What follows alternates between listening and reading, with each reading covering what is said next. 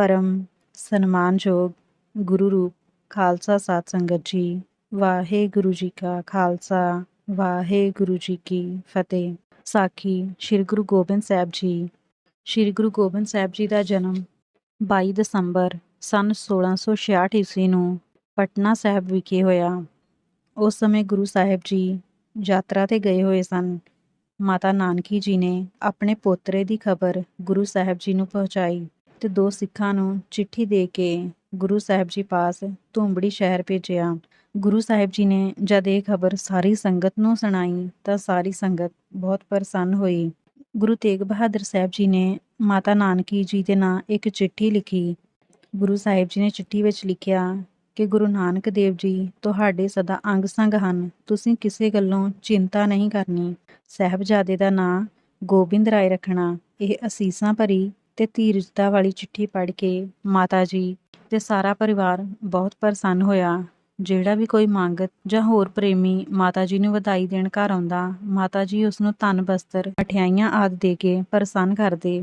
ਗੁਰੂ ਘਰ ਆਉਣ ਵਾਲੀਆਂ ਇਸਤਰੀਆਂ ਦੇ ਸ਼ਾਏ ਪਰਛਾਏ ਤੋਂ ਸਾਹਿਬਜ਼ਾਦੇ ਦੀ ਰੱਖਿਆ ਵਾਸਤੇ ਮਾਤਾ ਜੀ ਅਨੇਕ ਪ੍ਰਕਾਰ ਦੇ ਬਚਾਓ ਕਰਦੇ ਰਹਿੰਦੇ।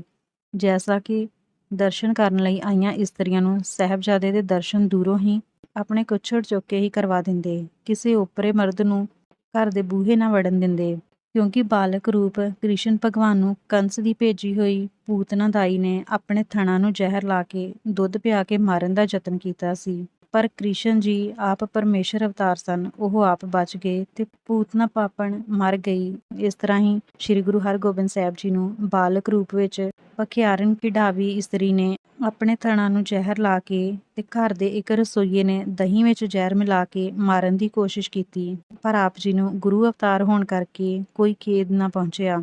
ਇਹਨਾਂ ਗੱਲਾਂ ਨੂੰ ਯਾਦ ਕਰਕੇ ਮਾਤਾ ਜੀ ਕਿਸੇ ਨੂੰ ਵੀ ਵੇਖਣ ਵਾਸਤੇ ਸਾਹਿਬਜ਼ਾਦੇ ਨੂੰ ਨਹੀਂ ਸਨ ਦਿੰਦੇ। ਪੀਰ ਭੀਖਣ ਸ਼ਾਹ ਪਿੰਡ ਘੁਮਾੜ ਰਿਆਸਤ ਪਟਿਆਲਾ ਦਾ ਰਹਿਣ ਵਾਲਾ ਇੱਕ ਖੁਦਾ ਰਸੀਦਾ ਸਾਈਂ ਲੋਕ ਆਪਣੇ ਚੇਲੇ ਪਾਸ ਪਿੰਡ ਠਸਕੇ ਜ਼ਿਲ੍ਹਾ ਕਰਨਾਲ ਵਿੱਚ ਠਹਿਰਿਆ ਹੋਇਆ ਸੀ।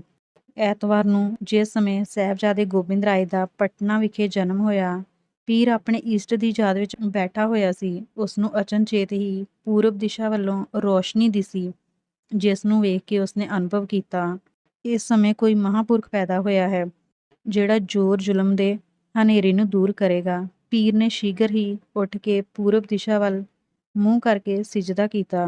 ਪੀਰ ਦੇ ਚੇਲਿਆਂ ਨੇ ਪੁੱਛਿਆ, ਪੀਰ ਜੀ, ਮੱਕਾ ਕਾਬਾ ਤਾਂ ਪੱਛਮ ਦਿਸ਼ਾ ਵਿੱਚ ਹੈ, ਤੁਸੀਂ ਪੂਰਬ ਵੱਲ ਸਿਜਦਾ ਕਿਉਂ ਕੀਤਾ? ਪੀਰ ਨੇ ਕਿਹਾ, ਇਹ ਇਸ ਵਾਸਤੇ ਕਿ ਇੱਧਰ ਅੱਜ ਦੀਨ ਤੇ ਦੁਨੀਆ ਦਾ ਵਾਲੀ ਮਨੁੱਖਾ ਸਰੀਰ ਧਾਰ ਕੇ ਪ੍ਰਗਟ ਹੋਇਆ ਹੈ। ਹੁਣ ਮੈਂ ਉਹਨਾਂ ਦੇ ਨੂਰੀ ਦਰਸ਼ਨ ਕਰਨ ਵਾਸਤੇ ਪਟਨੇ ਛੇਤੀ ਹੀ ਜਾਣਾ ਚਾਹੁੰਦਾ ਹਾਂ। ਇਸ ਉਪਰੰਤ ਪੀਰ ਭੀਖਣ ਸ਼ਾਹ ਤਿਆਰੀ ਕਰਕੇ ਆਪਣੇ 2 ਚੇਲਿਆਂ ਨੂੰ ਨਾਲ ਲੈ ਕੇ ਪਟਨੇ ਸਾਹਿਬ ਪਹੁੰਚ ਗਿਆ। ਪੀਰ ਨੇ ਵੇਖਿਆ ਕਿ ਪਟਨੇ ਦਾ ਹਰ ਇੱਕ ਜੀਵ ਤੇ ਬਨਸਪਤੀ ਦਾ ਪੱਤਾ ਪੱਤਾ ਖੁਸ਼ੀਆਂ ਨਾਲ ਭਰਪੂਰ ਪ੍ਰਸੰਨ ਹੋਇਆ ਹੈ। ਪੀਰ ਜੀ ਪੁੱਛਗਿੱਛ ਕਰਕੇ ਉਸ ਘਰ ਜਿੱਥੇ ਸਾਹਿਬਜ਼ਾਦੇ ਦਾ ਜਨਮ ਹੋਇਆ ਸੀ ਉੱਥੇ ਪਹੁੰਚ ਗਏ। ਘਰ ਦੇ ਦਰਵਾਜ਼ੇ ਅੱਗੇ ਪੀਰ ਜੀ ਨੇ ਵੇਖਿਆ ਕਿ ਸਿੱਖ ਸੰਗਤਾਂ ਦੀ ਭੀੜ ਲੱਗੀ ਹੋਈ ਸੀ ਤੇ ਹਰ ਇੱਕ ਆਪਣੀ ਖੁਸ਼ੀ ਪ੍ਰਗਟ ਕਰਨ ਵਾਸਤੇ ਉਤਾਵਲਾ ਹੋ ਰਿਹਾ ਹੈ। ਪੀਰ ਜੀ ਨੇ ਮਾਮਾ ਕਿਰਪਾਲ ਜੀ ਨੂੰ ਮਿਲ ਕੇ ਬੇਨਤੀ ਕੀਤੀ, ਅਸੀਂ ਬਹੁਤ ਦੂਰ ਪੰਜਾਬ ਦੇਸ਼ ਤੋਂ ਸਾਹਿਬਜ਼ਾਦੇ ਦੇ ਕੇਵਲ ਦਰਸ਼ਨ ਕਰਨ ਲਈ ਆਏ ਹਾਂ, ਸਾਨੂੰ ਦਰਸ਼ਨ ਕਰਵਾ ਦਿਓ। ਜਦ ਮਾਮਾ ਕਿਰਪਾਲ ਨੇ ਮਾਤਾ ਨਾਨਕੀ ਜੀ ਨੂੰ ਜਾ ਕੇ ਇਹ ਗੱਲ ਦੱਸੀ ਕਿ ਇੱਕ ਮੁਸਲਮਾਨ ਫਕੀਰ ਆਪਣੇ 2 ਚੇਲਿਆਂ ਨਾਲ ਸਾਹਿਬਜ਼ਾਦੇ ਦੇ ਦਰਸ਼ਨ ਕਰਨ ਵਾਸਤੇ ਆਇਆ ਹੈ, ਤਾਂ ਮਾਤਾ ਜੀ ਨੇ ਮਨ ਵਿੱਚ ਬਹੁਤ ਡਰ ਕਰਕੇ ਕਿਹਾ ਕਿ ਬਾਦਸ਼ਾਹ ਗੁਰੂ ਘਰ ਨਾਲ ਵਿਰੋਧ ਰੱਖਦਾ ਹੈ, ਇਹ ਪੀਰ ਮੁਸਲਮਾਨ ਹੈ, ਕੀ ਪਤਾ ਕਿਸ ਗੱਲ ਵਾਸਤੇ ਆਪ ਆਇਆ ਹੈ, ਜਾਂ ਇਸ ਨੂੰ ਕਿਸੇ ਵਿਰੋਧੀ ਨੇ ਸਾਹਿਬਜ਼ਾਦੇ ਨੂੰ ਕੋਈ ਨੁਕਸਾਨ ਪਹੁੰਚਾਉਣ ਵਾਸਤੇ ਭੇਜਿਆ ਹੈ।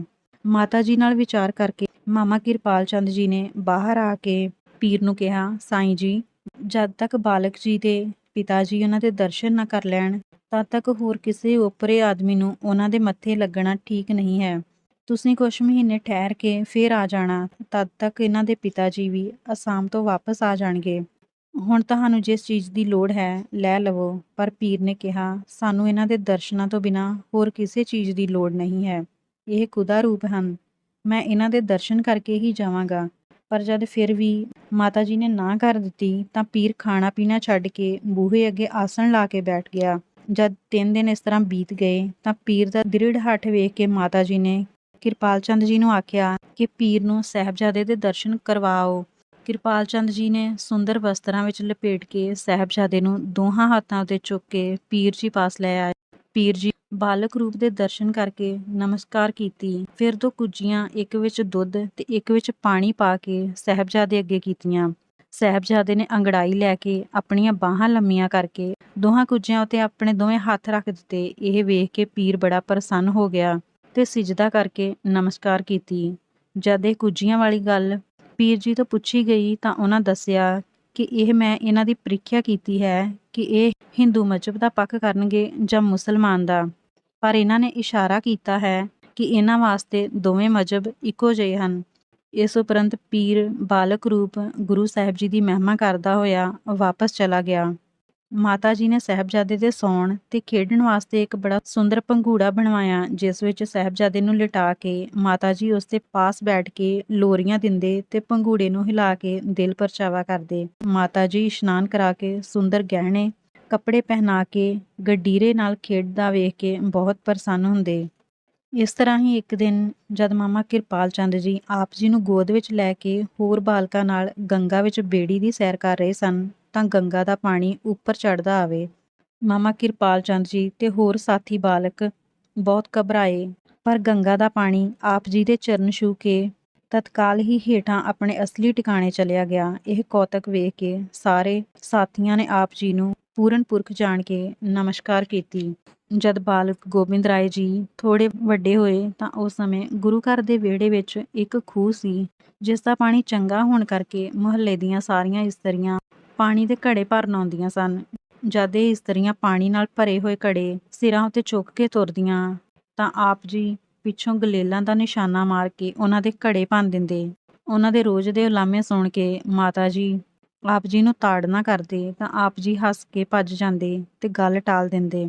ਇਸ ਰੋਜ਼ ਦੇ ਕਲੇਸ਼ ਤੋਂ ਤੰਗ ਆ ਕੇ ਮਾਤਾ ਜੀ ਨੇ ਗੁਰੂ ਨਾਨਕ ਸਾਹਿਬ ਜੀ ਦਾ ਨਾਮ ਲੈ ਕੇ ਬੇਨਤੀ ਕੀਤੀ ਕਿ ਮਹਾਰਾਜ ਇਸ ਖੂਹ ਦਾ ਪਾਣੀ ਖਾਰਾ ਹੋ ਜਾਵੇ, ਜਿਸ ਨਾਲ ਨਾ ਕੋਈ ਪਾਣੀ ਭਰਨ ਆਵੇ ਤੇ ਨਾ ਹੀ ਕੋਈ ਉਲਾਮੇ ਦਾ ਕੰਮ ਹੋਵੇ।